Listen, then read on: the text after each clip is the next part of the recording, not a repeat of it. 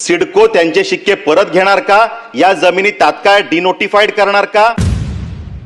सुमारे 400 हेक्टर पर्यंतची जमीन आपण ही डिनोटिफाय करणार आहोत.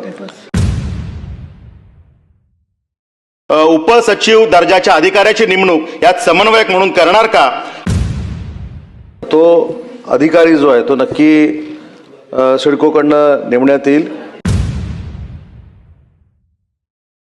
लक्षवेधी क्रमांक 5 विक्रांत पाटील.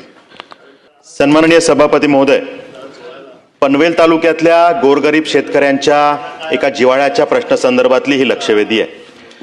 1970 साली सिडकोची स्थापना झाली आणि त्यानंतर या संपूर्ण भागामध्ये सिडकोनी शेतकऱ्यांच्या जमिनी अधिग्रहित केल्या. या जमिनी अधिग्रहित करताना कवडीमोल भावाने अगदी 40-50 हजार रुपये एकरी या दराने या सगळ्या जमिनी अधिग्रहित केल्या गेल्या. आणि मग स्वर्गीय लोकनेते दिबा पाटील साहेबांच्या नेतृत्वात जो संघर्ष झाला त्यातून मग यामध्ये 12.5% मोबदला दिला जावा, विकसित भूखंड दिला जावा, हे एक मॉडेल समोर आलं जे संपूर्ण देशात आता वापरलं जातं. आणि आता या जमिनी सिडकोनी ज्या काही कवडीमोल भावाने घेतल्या ह्या विकताना मात्र सिडको 40-50 करोड रुपये एकरी अशा दराने विकते. म्हणजे किती मुजोरी सिडकोच्या माध्यमातून चालते ह्याचं हे उदाहरण आहे. खरं तर सिडको ही एक कंपनी आहे, ही सरकारी कंपनी आहे आणि सरकारची ध्येय धोरणं खालपर्यंत पोहोचवणं, जनतेचं कल्याण करणं ही भूमिका असली पाहिजे. पण ईस्ट इंडिया कंपनीलाही लाजवेल अशा पद्धतीनं खरं तर या अधिकाऱ्यांची मानसिकता असताना दिसते. पनवेल तालुक्यातल्या देवीचा पाडा, घोटचाळ, तोंडरे, पालेखुर्द, पडगे, टेंबोडे, वळवली आणि पनवेल तालुक्यातली अनेक गावं आहेत की ज्या ठिकाणी सभापती महोदय या शेतकऱ्यांच्या जमिनीवरती या सिडकोच्या माध्यमातून 1970 सालापासून शिक्के मारून ठेवलेत, जे अधिग्रहणाचे शिक्के आहेत. 55 वर्ष झाली सिडको या जमिनी घेतही नाही आणि त्या डिनोटिफाईड करतही नाही, ते शिक्के परत काढून घेतही नाही. म्हणजे शेतकऱ्याला मोबदला नाही, त्याच्यावरती सिडको स्वतः काही करत नाही आणि त्या शेतकऱ्याला काही करू देत नाही. आता जे काही उत्तर सभापती महोदय दिलं हे इतकं फिरवाफिरवीचं उत्तर आहे की ज्यामध्ये विचारलेल्या प्रश्नाला सोडून इतर सगळं सांगण्याचा प्रयत्न सिडको अधिकाऱ्यांनी केलेला आहे. मग जर का ह्यात विचारलं वेगळं, सिडको गुमराह करते, ही मानसिकता सभापती महोदय चुकीची आहे. आणि यामध्ये सिडकोनी म्हटलंय की या जमिनीवरचे शिक्के काढण्याविषयात मी प्रश्न विचारलाय. सिडको सांगते की या जमिनी हस्तांतरित करण्यामध्ये आम्ही कोणते निर्बंध घातले नाहीत. म्हणजे सिडकोला काय म्हणायचं आहे की हे शिक्के जे आहेत ते आम्ही असेच ठेवणार आणि या जमिनी शिक्के आहेत म्हणून त्या गरीब शेतकऱ्यांनी कुठल्या तरी धनदांडग्याला कमी किमतीमध्ये विकाव्या आणि धनदांडग्यांचा फायदा त्यात करावा, अशी भूमिका सिडकोची आहे का, हा या निमित्तानं प्रश्न उपस्थित होतो. त्यामुळे यामध्ये स्पेसिफिक प्रश्न सभापती महोदय असा आहे की 1970 पासून 55 वर्ष या जमिनी अधिग्रहित केल्या गेल्या नाही, त्याच्यावरती शिक्के कायम ठेवले गेले. या जमिनी सिडको त्यांचे शिक्के परत घेणार का? या जमिनी तात्काळ डिनोटिफाईड करणार का? अथवा या जमिनीमध्ये जो काही आर्थिक मोबदला शेतकऱ्यांना दिला गेला पाहिजे आणि शेतकऱ्यांना मान्य असलेलं मॉडेल, मान्य असलेला आर्थिक मोबदला दिला गेला पाहिजे, तो देऊन जमिनी अधिग्रहित करणार का? हा पहिला प्रश्न आहे. दुसरा प्रश्न की या संवेदनशील विषयामध्ये समन्वय साधणं हे गरजेचं आहे. त्यामुळे नगरविकास विभागाच्या एखाद्या उपसचिव दर्जाच्या अधिकाऱ्याची नेमणूक यात समन्वयक म्हणून करणार का? आणि यामध्ये जर का काही तांत्रिक बाबींची चर्चा करायची असेल तर अधिवेशन काळामध्ये या विषयाची विशेष बैठक घेणार का? हे 3 स्पेसिफिक प्रश्न आहेत सभापती. सभापती महोदय, सन्मान्य सदस्य विक्रांतजींनी जो सिडकोच्या संदर्भातला मुद्दा या ठिकाणी मांडला आणि शेवटचा प्रश्न विचारला त्याचं पहिलं उत्तर मी देतो. या संदर्भात त्यांचं असं म्हणणं आहे की या सगळ्या गोष्टीचं कोऑर्डिनेशन होणं गरजेचं आहे, समन्वय साधणं गरजेचं आहे आणि त्याच्यासाठी नगरविकास विभागाचा एक अधिकारी कोऑर्डिनेशनसाठी असावा अशी त्यांची जी भूमिका आहे. तर तो अधिकारी जो आहे तो नक्की सिडकोकडनं नेमण्यात येईल.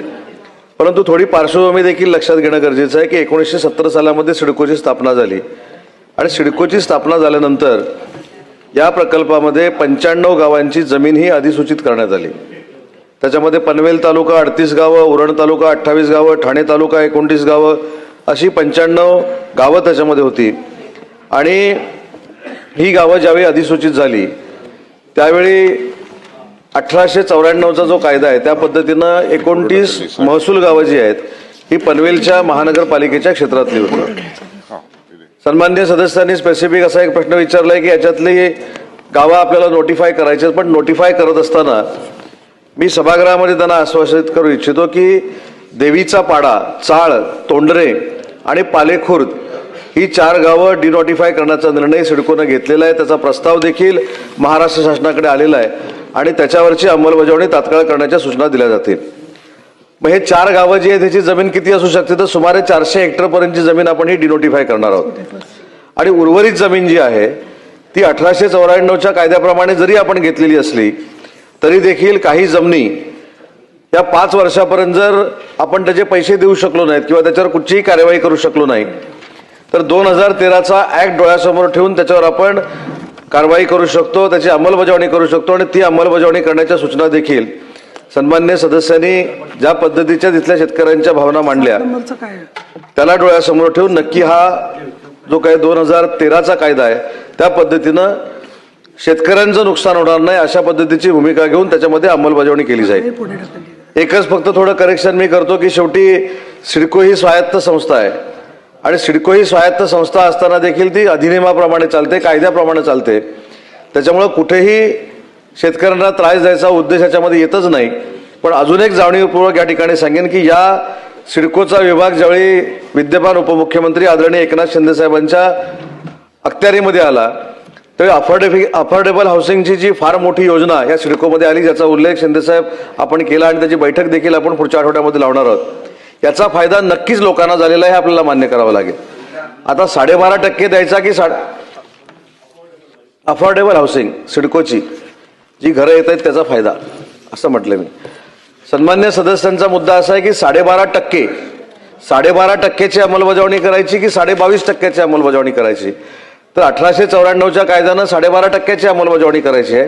पण 5 वर्षामध्ये याच्यावर काहीच जर पुढे गेलेलं नसेल सिडको तर 2013च्या ऍक्टची अंमलबजावणी करून शेतकऱ्यांना जास्तीत जास्त फायदा देण्याची भूमिका ही सिडकोची राहील. सर्वप्रथम मी आदरणीय मंत्री महोदय उदय सामंत साहेबांचे आभार मानतो की त्यांनी खरं तर या 450 हेक्टर जमिनीला डिनोटिफाईड करण्यासंदर्भात सकारात्मक या ठिकाणी सांगितलेलं आहे. दुसरा विषय सभापती महोदय यात असा आहे की ज्या पद्धतीनं त्यांनी सांगितलं की सिडकोनी आतापर्यंत काही जमीन अधिग्रहित करण्याचे विषय प्रलंबित राहण्याची कारणं जी दिलेली आहेत ती सगळी 12.5%चं जे काही पूर्वीचं मॉडेल आहे त्यातले आहेत. आणि त्यामुळे मी जे सुरुवातीला म्हटलं की उत्तर सिडकोनी थोडंसं चुकीचं दिलंय की आत्ताचा विषय हा इतर जी काही गावं आहेत ज्याच्यामध्ये शिक्के मारून ठेवले, जागा घेतही नाही, मोबदलाही देत नाही आणि शेतकऱ्यांना अडकवून ठेवले. शेतकरी परवानगी मागायला गेला की मला या जागेवरती विकास करायचा आहे तर विकास करू शकत नाही, जागा कसू शकत नाही, काहीच करू शकत नाही, फक्त विकू शकतो. अशा पद्धतीचं हे आहे. त्यामुळे तो स्पेसिफिक विषय आहे, सिडकोनी फिरवणारं उत्तर दिलंय. मला या विषयामध्ये मंत्री महोदयांना एवढंच विचारायचं आहे की जो पहिला निर्णय केला त्याबद्दल आभार. फक्त आता जो मोबदल्याचा विषय आहे त्यामध्ये माझं मत असं आहे की ह्या 12.5%चं मॉडेल किंवा 22% मॉडेल हे दोन्हीही योग्य होणार नाहीत. कारण या सगळ्या जमिनी या पूर्वी जेव्हा सिडकोनी घेतल्या होत्या तेव्हा कमी दराच्या जमिनी होत्या, त्यामुळे त्या 12.5% किंवा 22% मोबदला योग्य होता. आता या जमिनी स्वतःच्याच त्याच्या किमती या 30-40 करोड रुपये एकरीच्या त्या स्वतःच्याच जागा शेतकऱ्याच्या आहेत. त्यामुळे त्याच्या 22% जर दिलं तर ते शेतकऱ्यांवर अन्याय होईल. त्यामुळे ह्याच्यामध्ये खरं तर तांत्रिक बाबी तपासून योग्य निर्णय घेण्याची गरज आहे. ज्या पद्धतीनं आपण लँड ॲक्विजिशन मध्ये 4 पट मोबदला देतो अशा मॉडेलमध्ये ह्यात जावं लागणार आहे. माझी मंत्री महोदयांना विनंती आहे की या विषयामध्ये एकतर सगळ्याच जागा डिनोटिफाईड कराव्या म्हणजे सिडकोवर पण आर्थिक भुर्दंड येणार नाही आणि जर का आपण मोबदला देणार असाल तर त्या विषयाची चर्चा करण्यासाठी अधिवेशन काळामध्ये तातडीची बैठक लावावी. सन्माननीय सदस्यांनी जो मुद्दा मांडला की सिडकोच्या त्या जागा आवश्यक आहेत की नाही हे पहिलं पडताळणी करावी लागेल. की सिडकोला आवश्यक जर जागा नसेल तर डिनोटिफाय करायला काही हरकत नाही. परंतु या सगळ्या जागा ह्या फक्त काही 400 हेक्टर किंवा 500 हेक्टरच्या नाहीत, हजारो हेक्टर या जागा आहेत. त्याच्यामुळे सिडकोला एक मात्र नक्की निर्देश दिले जातील की याचं सर्वेक्षण करा की किती जागा आपल्याला आवश्यक आहेत आणि किती जागा आपल्याला आवश्यक नाहीत. आणि ज्या सिडकोला आवश्यक नसलेल्या जागा आपण नक्की डिनोटिफाय करण्याचा निर्णय घेऊ. परंतु 22.5% आणि 12.5% हा जो काही विषय आहे तो कायद्याप्रमाणे होतोय. त्याच्यामुळे हे जर आपल्याला स्ट्रक्चर बदलायचं असेल तर कायद्यामध्ये आपल्याला अमेंडमेंट करावी लागेल.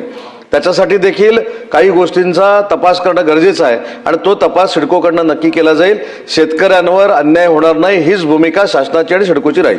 आपल्या परिसरातील बातम्या आमच्यापर्यंत पोहोचवण्यासाठी स्क्रीनवर दिलेल्या क्रमांकावर संपर्क साधू शकता. दूरध्वनी क्रमांक 8652414343.